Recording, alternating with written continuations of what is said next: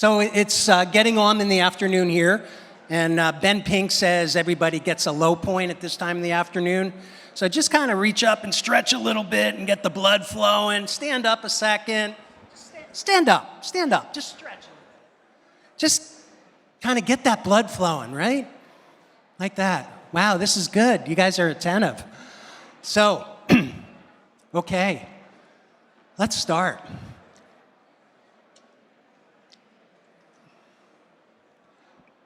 Every producer has a dream of getting into the U.S. marketplace. The U.S. marketplace is the busiest marketplace in the world, and everybody wants to be here. Every year, it gets more and more difficult to get in. It's kind of the game's locked, right? You have to know the secrets or what the due diligence is to get yourself into this market. Hopefully, what I'm going to be able to do today is give you some information, and if you do your homework and do some of these things, there's no guaranteed access, but I think it's going to be a lot easier. And I think that's really, really important. So what I wanted to do is I wanted to kind of start off with a story. And I want to talk to you about two different wineries. One winery we're going to call Domaine Bright Star. The second winery is Chateau Bougie. So, Domaine Bright Star understands what they need to do to put all their ducks in a row to even approach the US market. First, they have to have a website. The website has to look cool, it has to be up to date, it has to be easy to find the information. If you're Chateau Bougie, you have a website, but the website looks like it's something out of the 90s. I'm not even sure. Was there internet in the 90s? But it looks old, it looks crusty, it's hard to navigate, you can't figure it out. Domaine Bright Star has thought out what their brand story is. Really, really important, because stories sell brands, okay? They put the thought into it, they've rehearsed it, they have it down. It's short, it's succinct, it's concise. Chateau Bougie is kind of winging it, right? They don't really have the brand story down. It doesn't make sense, it doesn't flow, but yeah, it's good enough for them, right? Then we come to tech sheets, and tech sheets I think are a really important tool in the marketplace, because anytime you're not in the market, a tech sheet's gonna help you sell your brand. So Domaine Bright Star, short, concise, all the must-know information, gives you everything you need to know, a bottle shot, all the good stuff. Chateau Bougie, they have a tech sheet, but there's no bottle shot. They don't really tell you the brand story. They don't tell you the key sales points. So they're just kind of winging it again. Third point.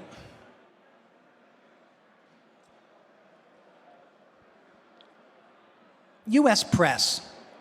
Now, there was a lot of talk earlier about wine ratings in the US, and like it or not, a large portion of the wine buyers rely on press. It's a shortcut. So Domaine Bright Star understands this. They submit all their wines, they get some US press. That's really important. Chateau Bougie, on the other hand, you know what? I got some European ratings. I'm into Canner maybe. I have enough of that. I don't really need that, so I'm not gonna worry about that.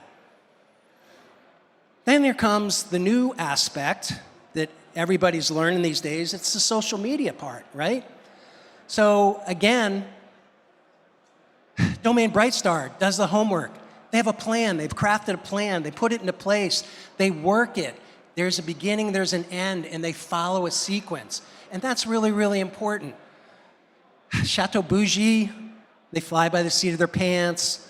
They might tweet something one day, Instagram something the other day. There's no flow, it really doesn't make sense. They know they gotta be there, but they really haven't planned it, Then there comes the second aspect. You gotta understand and work with your distributor, and that's really, really important. talking to a lot of people today and where the industry's going, the industry's changing so rapidly, all the time. Stuff that took 10 years to change is now changing in 5. Things that took 5 years might be a year and a half. So that rapid change is really important to keep up with. Distributors are moving to the point where they don't want to sell your wine, they want you in the market selling your wine. And you know, frankly, who's the best representative to do that? You guys, right? You know, so Domaine Brightstar is happy to come in the market. They know that they want to get a face behind their brand. They want to meet the retailer. They want to meet the sales guy. They want to meet the restaurateur. Because if people put a face behind the brand, that's much better, and it's harder to say no to you if they know you. So really, really important. You know, Chateau Bougie, yeah, they don't like to really travel. They think that making good wine is good enough. That's not good enough today. So they don't really work with the distributor well. They give the distributor 1 or 2 dates they can get in the market. You know, they don't come and do the sales trainings or the shows or any of that kind of stuff. They just think because they made this great brand and high quality product, it's going to sell. Then there's thinking through what a brand ambassador is. Domaine Brightstar has a whole plan. They've identified who would be good brand ambassadors, and they have a plan to put it into action, to get people behind the brand. Super, super important. Chateau Bougie, well, we don't need brand ambassadors. It's just another thing I got to kind of do, and it's not really going to work. And then the last segment, Domaine Brightstar, they do their homework. So finding a distributor is really hard today. Okay, consolidation in the distribution market is crazy. So finding the right distributor is harder than ever. So you got to do your homework, you got to network, you got to research, you got to call restaurants, you got to call retailers, find out who's good, who might work well with my brands, getting those testimonials, super, super important. And then Domaine Brightstar also understands that when you're with a distributor, you're assigned a brand manager or a sales manager. And Domaine Brightstar knows that that person has got to be your best friend inside the distributor. He can make or she can make or break your business that year. So you got to give them all the information. You got to make it easy for them to navigate it. If you don't, what's going to happen? Brand managers are managing between 25 and 50 brands now, right? If you don't make it easy, they're not going to do it. They're not going to utilize you. You know, Chateau Bougie, though, they think the brand manager is at their beck and call. All they want is a report from them, you know, and they're pestering them because they want this, that, and the other thing, but they're not giving the brand manager anything that's important or going to help them sell their product. So, at the end of the day, who's going to be more successful, right? Domaine Brightstar makes sense. They're figuring out where the market's going and they're trying to stay ahead of it. Chateau Bougie, I guarantee they're not going to be successful in the marketplace. They're flying by the seat of their pants, and that's just how it works. So this is kind of fun, but it's kind of the deal today. The distributor is the king, or the night king, so to speak. You know, and the supplier or the winery is the lamb. You know, and it used to be the point where the supplier controlled the business. Today, the distributor controls the business. And it's really, really important. And just to talk about the consolidation, so look at this. The decrease in U.S. wine distribution since 95 to 2018, 60% smaller. So 3,000 to 1,200. Consolidation, distributors getting bought up.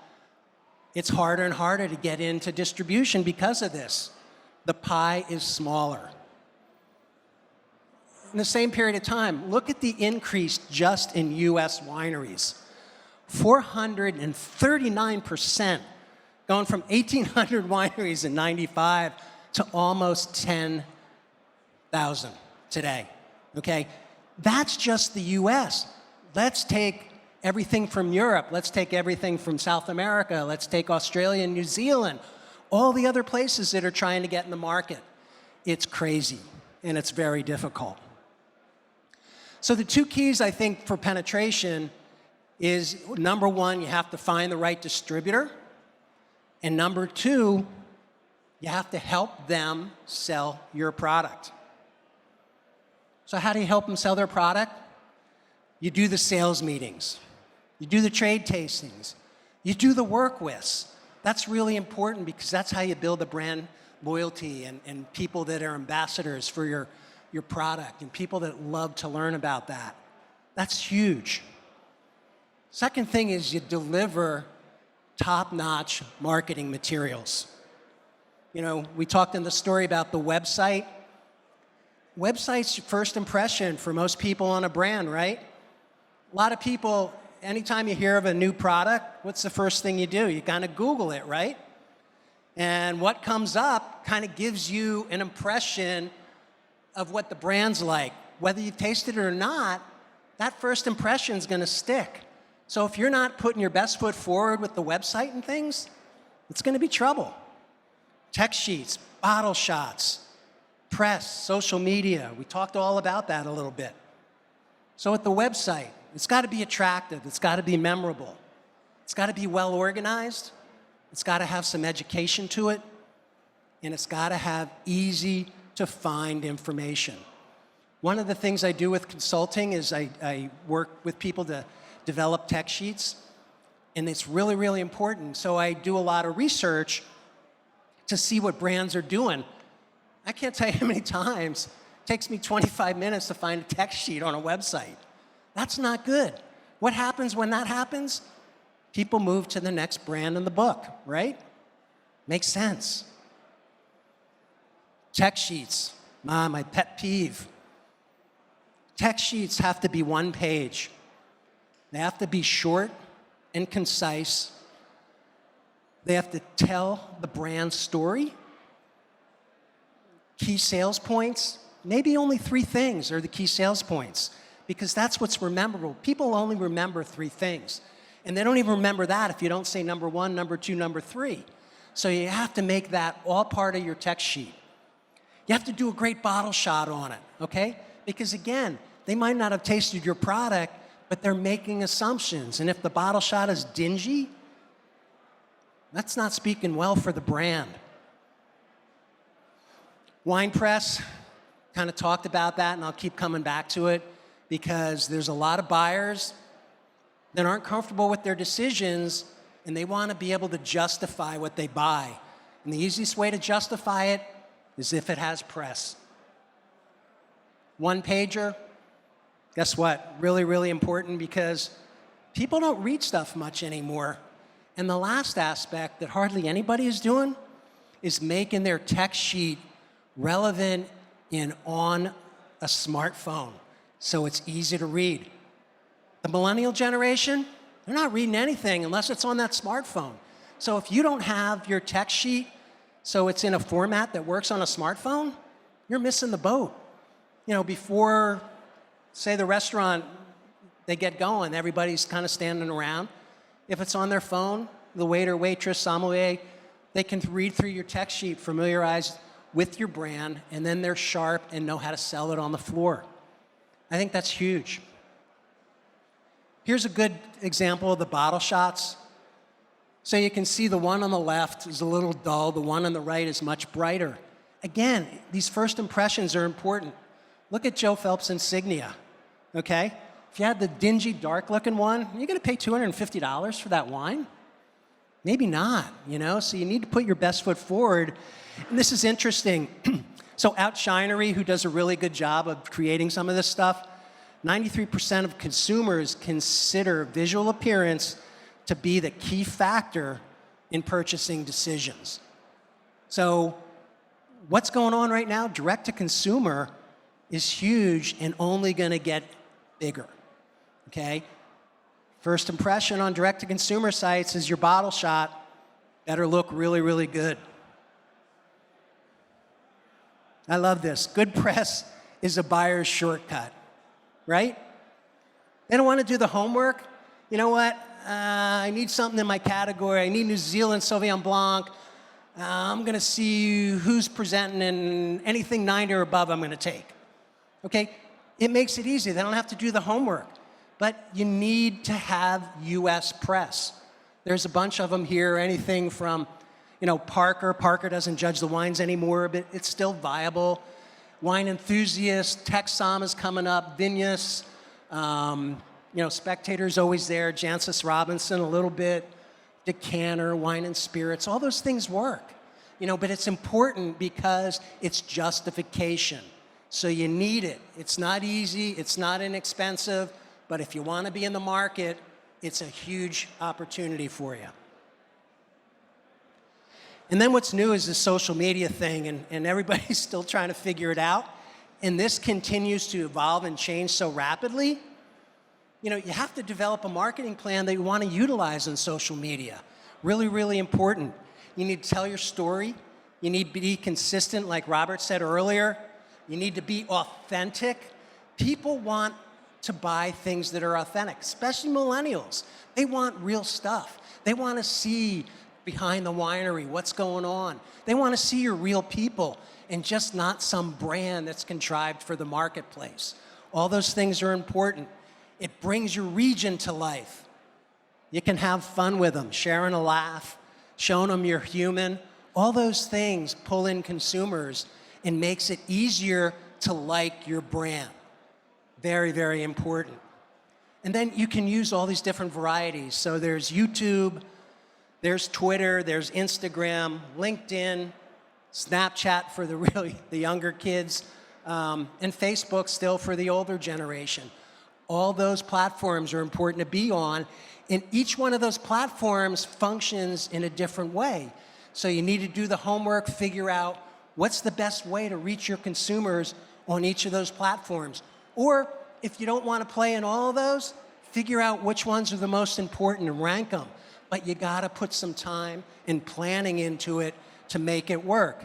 It's something that up until the last 10 years really wasn't relevant to the industry, but here's my example of things changing at such a rapid pace.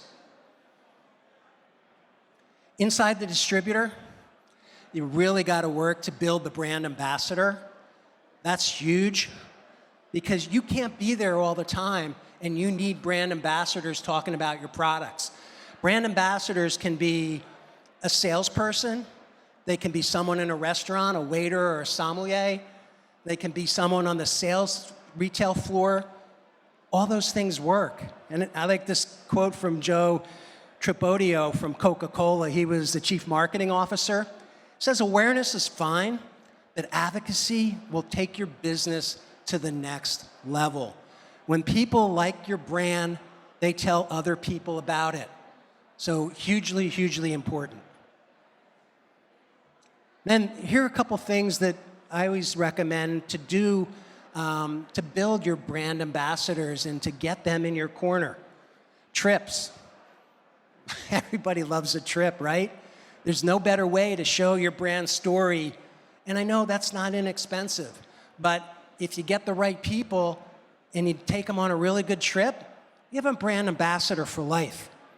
Okay, I'll give you some examples. I used to work for Seagram Chateau Estates. We used to sell Trimbach. We used to sell Sandeman ports and sherries. When Sandeman got sold in 2000, it's almost 20 years later, but I'm still talking about Sandeman ports. I'm still talking about Trimbach. I still talk and see those guys all the time because I'm still a brand ambassador, even though I'm doing other products, because that was highly influential when I first got going. Social media recognition, just calling out somebody on your social media makes them feel great. They pass it around, and then you get all those connections. That's a simple way and a really inexpensive way to build a brand ambassador. Samples. Eric talked about it earlier in the Somm thing. Giving samples out to future Somms coming up so they can do blind tastings, giving it to the trade people so they can utilize it in that format. All that stuff works. You have to educate them. You got to tell the stories, because stories sell wine. A good story sucks you in, and it's memorable. So you have to do those things. And then my favorite is the tchotchke. How many know what a tchotchke is? So it's giving them something, whether it's a hat or it's a t-shirt or it's a, one of those Veti mugs or something like that to keep your coffee hot. Every day they're driving to work, they see your logo on the Veti mug. That gets ingrained, right? All those things work. It's subliminal, but all those things work. So this is kind of funny, and the reason I put it in is the distributor is a wall that you need to break down and break through, okay? It's not like the old days where it was easy to get that. You have to be on your game. Finding the right distributor is critical to your success. Without it, it's going to be really, really hard. Doing the homework. Are you a good fit for their sales book?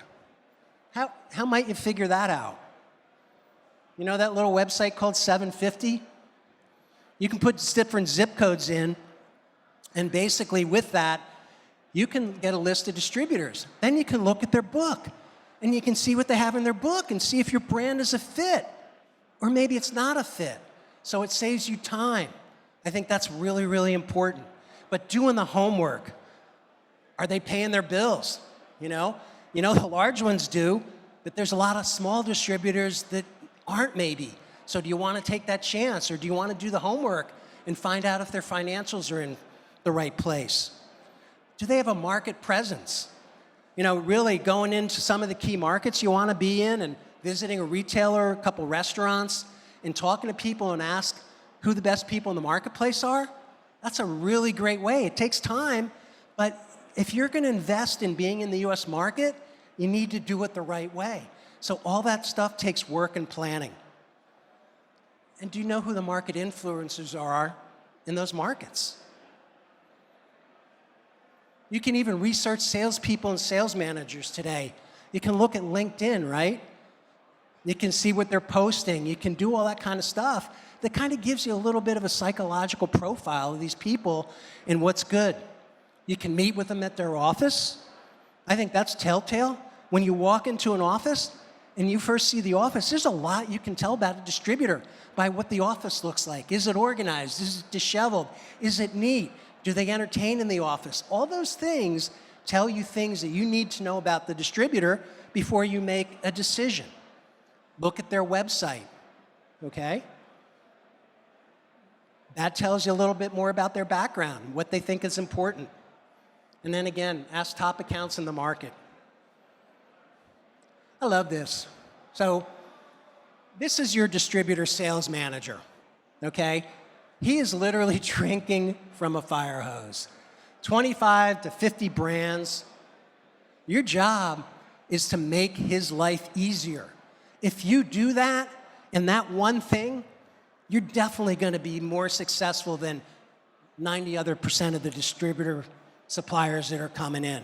Because those guys get no thanks. All they do is get shit all day, right? They get shit from above, they get shit from below. It's a never-ending battle. And if you make their job easier, you're going to be successful. It's hugely important and very simple. So this is kind of fun. So see the wine supplier on the left, and then the distributor sales manager. And first initial meeting, will she really focus on my wine?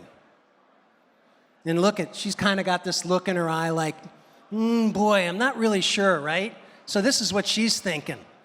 Will he make my job harder or easier, right? So you want to make it easy. You want to supply them with the tools they need, be courteous and helpful, make them a brand ambassador, right? It's probably the best person to make your brand ambassador. And find out what their passion is and utilize it. Final thoughts. In red, because it's really, really important. Our business, and not just our business, every business today is changing rapidly. If you don't embrace that change and try to get ahead of that, you're going to be left behind. And you're going to be left behind quicker and faster than ever before. Think out of the box. Think of what's going on. How can you do some things that your competitors aren't doing? How can you make a name for yourself in the market? All those things are key and important. You got to be creative. You got to try new things. And that creativity, I think it's absolutely huge. So if you do all those things, I think you're on a much more level ground with your distributor. And I think that's a win-win situation, and that works for everybody. When we were at Seagram, we always were taught win-win negotiations. And the only way to move forward with your supplier, distributor, partner is it's got to be win-win. Not them winning and you losing, but win-win. Any questions?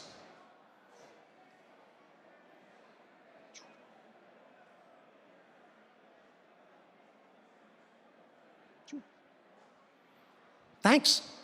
Appreciate your time.